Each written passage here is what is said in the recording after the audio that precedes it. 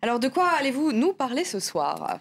Alors ce soir, on va parler de la dernière ligne droite pour les deux candidats à l'élection présidentielle malienne. La campagne pour le second tour n'aura duré que 48 heures et elle s'achève ce vendredi. Et l'élection va donc opposer Ibrahim Boubacar Keïta à Soumaïla Cissé. Oui, et les deux candidats n'ont pas tenu de grands meetings ce vendredi, mais ont rencontré leurs militants, des militants qui ont sillonné dans des caravanes les grandes villes du Mali pour convaincre les indécis et ceux qui n'ont pas voté au premier tour. Les deux candidats, eux, ont privilégié la prise de parole dans les médias. Ils vont d'ailleurs s'exprimer à la télévision malienne, chacun 15 minutes, mais pas de débat entre eux. Pas de débat télévisé alors que Soumaïla Cissé le souhaitait. Oui, le candidat de l'URD, l'Union pour la République et la démocratie, voulait en découdre avec son adversaire car il arrivait en deuxième position au premier tour avec 19% des voix. Mais Ibrahim Boubacar Keïta a refusé. Il faut dire que lui a obtenu 39% des voix au premier tour. Notre équipe à Bamako l'a interviewé cet après-midi. Ibrahim Boubacar Keïta est au micro de Philomène Rémy et de Nicolas Frébeau. Les circonstances ont fait que cette campagne serait, dans notre histoire nationale, la deuxième, la plus brève, offerte aux candidats. Des équipes, cette fois-ci renforcées par tous ceux qui nous ont ralliés, sont à pied d'œuvre. Cela suffit, je pense. Vous aviez reçu une invitation à débattre de M. Soumaïla Cissé. Vous avez refusé ce débat télévisé. Pourquoi? N'était-ce pas un bon moyen de confronter vos deux programmes? Madame, nos programmes ont été confrontés sur le terrain et appréciés par les Maliens. Et je pense que le niveau auquel les Maliens m'ont placé ne m'autorise pas, madame, à descendre dans une sorte de cirque romain. Le premier tour a été marqué par une forte participation, près de 49%, une participation en tout cas historique au Mali pour des élections présidentielles. Certains électeurs, notamment les déplacés, n'ont pas pu voter. On a également dénombré près de 400 000 bulletins de vote nuls, plus exactement 389 000 selon la Cour constitutionnelle. Craignez-vous que ces dysfonctionnements ne se reproduisent au second tour ? Madame, nous savions tous, et nous avions tous accepté la règle du jeu. Nous savions, madame, qu'au sortir de ce que nous avons connu, nous n'ayons pas d'élection à la française ou à l'américaine, où on pourrait s'attendre le 11 au soir à voir un visage se dessiner sur nos petits écrans. Nous savions très bien, madame, qu'il y aurait quelques dysfonctionnements, quelques imperfections, mais nous avions accepté. Et si vous êtes élu, quelle sera votre première décision?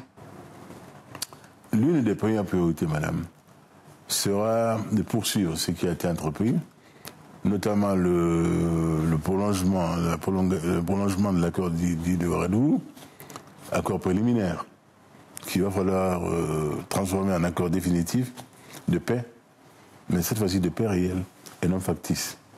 Et est-ce que vous seriez prêt à un gouvernement d'union nationale avec Soumaïla Cissé? Non. Catégoriquement non, madame. Cette campagne, la fin de cette campagne a été, madame,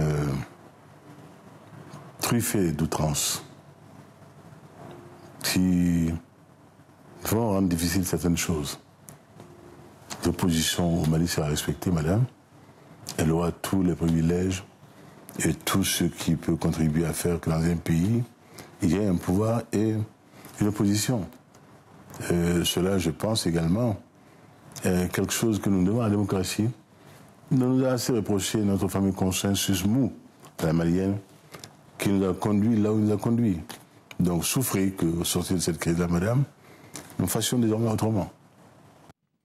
Johan, au premier tour, il y avait 27 candidats. Il y a sans doute eu un émiettement des voix pour ce second tour. Enfin, il va y avoir en tout cas.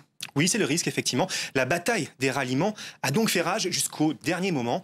Ibrahim Boubacar Keïta revendique un très grand nombre de ralliements. Petits tours des forces en présence. IBK affirme bénéficier du soutien du plus grand nombre de candidats éliminés au premier tour, 22 sur 25. Parmi eux, Oumar Mariko, 2,57% des voix. Ce soutien d'Ibrahim Boubacar Keïta est un grand allié des putschistes maliens et de leur chef, le capitaine Sanogo. Nous pensons simplement que c'est un combat anti-FDR que nous continuons. Rebaptisé par certains Front anti-IBK, le FDR, Front uni pour la sauvegarde de la démocratie et la République, regroupe les partis politiques viscéralement opposés aux auteurs du putsch du 22 mars 2012. Peu après la proclamation des résultats du premier tour, il s'est quelque peu fissuré. Dramane Dembélé, arrivé en troisième position avec 9,71% des suffrages, se rallie à Ibrahim Boubacar Keïta. Son parti d'Adema appelle à voter Soumaïla Cissé. Je voudrais sincèrement m'adresser à l'ensemble des militantes et des militants pour leur demander d'honorer notre engagement. Autre ralliement de poids à la candidature de Soumaïla Cissé, celui de Modibo Sidibé. Cet ancien Premier ministre malien a obtenu 4,97% des voix. Il s'est classé 4e.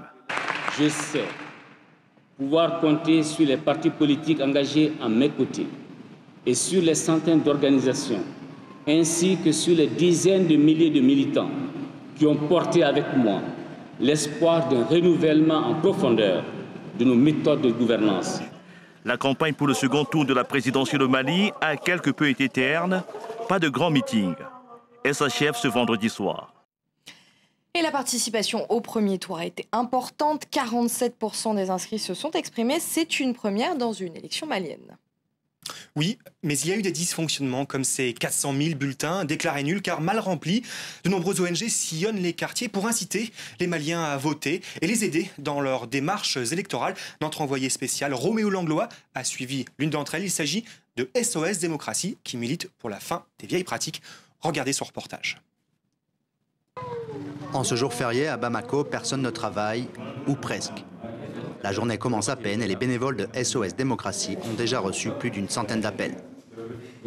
SOS Démocratie, il y a beaucoup de gens qui demandent où est-ce que je peux avoir ma carte Nina, dans quel bureau je peux voter. Kumba est la directrice de SOS Démocratie. Elle a fondé cette ONG pour inciter les électeurs à se rendre massivement aux urnes, mais pas seulement. Nous avons pris une mauvaise habitude où nous vendons nos voix.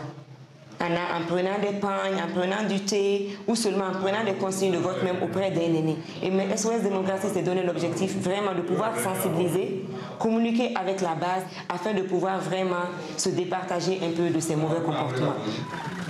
Tous les jours, dans les grandes villes du Mali, une centaine de membres d'SOS Démocratie prônent des pratiques électorales plus saines. Donc maintenant, ils ont un petit sketch qu'ils essaient de montrer à la population pour que la population puisse s'auto-critiquer. Après 1 an et demi de crise politico-militaire, les électeurs maliens espèrent beaucoup du nouveau président. Je voulais qu'il négocie avec l'autorité, il voit avec les militaires comment il peut nous sécuriser. Donc ça, c'est des choses qui sont sorties de la bouche de nos populations. Mais selon cette enquête d'opinion de SOS Démocratie, la page de la guerre est en train d'être tournée. Par ordre de priorité, c'est des questions de qualité de vie qui sont sorties. Ce n'est pas la sécurité intérieure du pays, ce n'est pas l'intégrité du territorial du pays. Nous voulons quand même des cannibaux chez nous, nous voulons moins de moustiques, nous voulons en manger, nous voulons que nos dirigeants soient crédibles et honnêtes. Très bientôt, le nouveau président malien devra faire face à des défis socio-économiques de taille. Et on passe à l'actualité au Bénin et ce coup de tonnerre, le président a limogé, Johan, tout son gouvernement. Exactement, Thomas Boniani est au pouvoir depuis 2006. Il en est à son second mandat. Nous sommes en ligne avec Fiacre Kahaou depuis Cotonou. Fiacre, est-ce une surprise cette décision de Boniani? Johan, alors Boniani a pris tout le monde de court. Des rumeurs de remaniement ministériel circulaient depuis certes plusieurs semaines, mais c'est une décision beaucoup plus radicale qui a été prise. Hier soir, jeudi au journal de la télévision publique béninoise, un communiqué du secrétaire général de la présidence, Emmanuel Tiando, annonce que Boniani, le président béninois, met fin aux fonctions des 26 ministres en attendant la formation d'une nouvelle équipe. Tout commence en milieu de semaine dernière. Des rumeurs persistantes font état de la démission du Premier ministre Pascal Koupaki, absent des festivités des 53 ans d'indépendance du pays. Des désaccords opposeraient Pascal Koupaki et Boni Yayi sur la coordination des activités gouvernementales et principalement se poseraient des problèmes de loyauté de plusieurs ministres qui pourraient, selon un conseiller, être liés à l'ancien ami du président Emaya du Coton, Patrice Talon, accusé en octobre 2012 d'avoir tenté de faire empoisonner Boni Yayi, puis d'avoir comploté pour le renverser par un coup d'État en février dernier. Selon des sources concordantes, le parti du renouveau démocratique de l'historique opposant Adrien Ngedi, avec qui Boni Yayi vient de passer des accords tenus au secret, devrait faire son entrée dans le nouveau gouvernement. Quant à la renaissance du Bénin de Yadi Soglo, avec qui Yayi était en délicatesse tout récemment, son métier au gouvernement reste la plus grande inconnue. À en croire ces mêmes sources, le nouveau gouvernement plus resserré et plus technique ne serait pas connu avant plusieurs jours. Merci Fiacre Quinhou au téléphone pour nous depuis le Bénin. Et on va passer au reste de l'actualité. En Afrique, un avion s'est écrasé à Mogadiscio au moment de l'atterrissage. Exactement, il s'agit d'un avion militaire cargo éthiopien. Il a pris feu sur la piste de l'aéroport alors que l'appareil était en phase d'atterrissage. Un premier bilan a fait état de 4 morts, 4 membres d'équipage. Il y aurait également 2 blessés. Sur sa cargaison, peu d'informations, mais la série d'explosions a été très forte et des images de ce panache de fumée très impressionnantes. Sur les raisons de ce crash, une enquête a été ouverte selon le gouvernement éthiopien qui pour l'instant n'évoque pas la piste d'un attentat. L'Éthiopie a envoyé un contingent depuis 2 ans en Somalie pour combattre les insurgés Shebab. Un candidat s'est déclaré en Guinée-Bissau pour les élections présidentielles et les élections législatives. Oui, ce candidat, c'est l'ancien Premier ministre Carlos Gomes Jr. Il a été renversé par un coup d'État en avril 2012. Il a trouvé refuge au Portugal et ce vendredi, il a annoncé depuis Lisbonne qu'il souhaitait rentrer en Guinée-Bissau. Il affirme œuvrer pour rendre possible ce retour et prétend même être sûr de remporter ces élections à 80%, dit-il. Aux dernières élections, il avait remporté 49% des voix au premier tour, mais avait dû fuir durant l'entre-deux-tours à cause de l'intervention des militaires. Merci beaucoup, Johan, pour ce journal de l'Afrique. Et vous restez avec nous. Dans un instant, on se retrouve pour un nouveau journal. À tout de suite.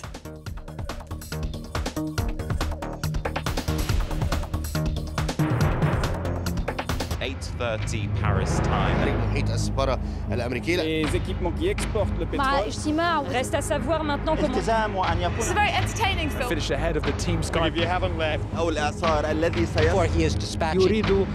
Nous avions. Ça souffle très peu de trains. Des élections. Des positions uniques. Journée historique. La cathédrale en elle-même. Libyenne à l'armée régulière libyenne.